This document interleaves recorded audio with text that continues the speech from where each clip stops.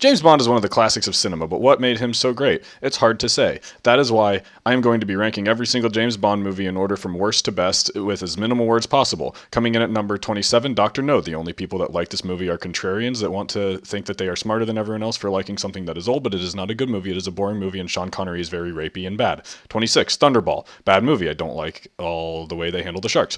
25, Goldfinger. Goldfinger is a cool villain, and there are some fun things in the movie, but overall it is a very boring movie, and there is not a lot of interest to it. All of the Sean Connery James Bond movies are very boring and bad.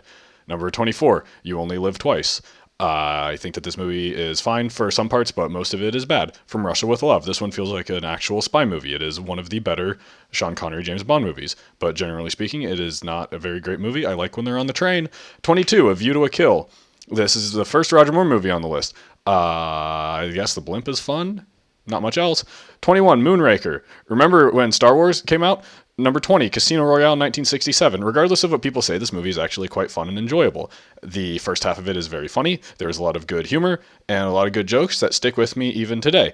That said, I could not recommend it to people who are not diehard fans of James Bond and the spy genre in general. You should skip over it if you do not like laughs. And also, once Orson Welles shows up, it kind of falls apart.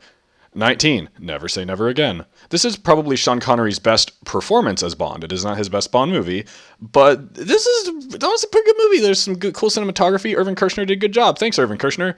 Number 18, On Her Majesty's Secret Service. I really like George Lazenby as Bond. It's a shame that the script was so dry. Number 17, Diamonds Are Forever. This is a very funny movie. This is a very funny movie, and you should watch this movie. If you only watch one Sean Connery James Bond movie, it should be this one. It's very funny. I like when he yells at the woman for the cassette tape, and I like when he slams Blofeld with the submarine at the end. It's very funny.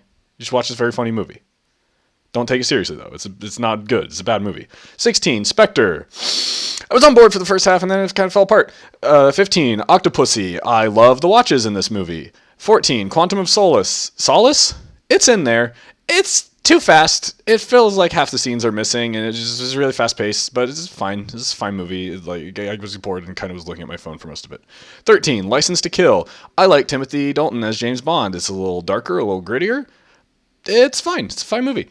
Live and Let Die. This one's got a banger theme song, but the second half of it feels a little weird. 11, The Spy Who Loved Me. I honestly forget this movie. I forget why I put it on this spot in the list. Number 10, For Your Eyes Only. Again, another fine movie. Another one I don't really remember a lot of. The Roger Moore ones are kind of forgettable, but when you watch them, you say, yeah, that's a fine movie. Number 9, The Living Daylights. The better Timothy Dalton movie. I wish he made more, but then we probably wouldn't have had Pierce Brosnan, which leads me into number 8, Tomorrow Never Dies. It's fine Pierce Brosnan movie. Not as good as 99 when The World's Not Enough came out, which is number 7 on my list. World's Not Enough has the remote control car, I think. I don't remember. I marathoned all these movies. Number 6, Die Another Day. That's the one with the remote control car, I think. I know they go to the ice castle. It's very funny. It feels like if someone said, hey, what was the early 2000s like in the United States? I would show them this movie, and I would say that's what it was like. Number 5, No Time to Die. Speaking of cool cars, cool car scene at the beginning. I like all the choreography. That's very fun. Number 4, Casino Royale 2006. An actually good movie. It's a good movie. It's a little slow at some points, and the editing's kind of weird, but it's an actually good movie. Number 3, The Man with the Golden Gun. This movie is great. It is hilarious. I love the villain. I love his premise. Christopher Lee is excellent, and he chews up every scene that he's in, and you should watch The Man with the Golden Gun. Number 2, Goldeneye. That's just a good movie. It's just a good movie. I like when M says Bond is a sexist dinosaur, and he's a relic of the Cold War, and he kind of goes, okay.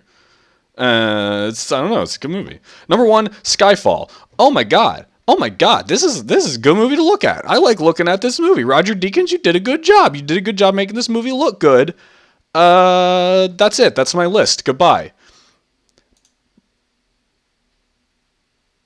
Please write in the comments below all the ways you disagree with me.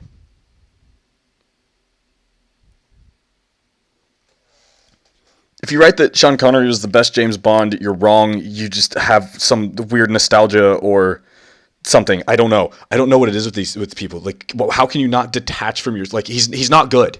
He's not good. If you didn't grow up with these movies, then you won't like Sean Connery. Like, he sucks. He's not a good actor. He's not a good actor, and all of the movies he's in are rapey and weird and not fun to watch. They're boring. They're bad. And like, I like boring, bad movies. I am very into boring and bad and slow-paced movies, but oh my god, I hate Sean Connery, James Bond movies. This is the actual end of the video now.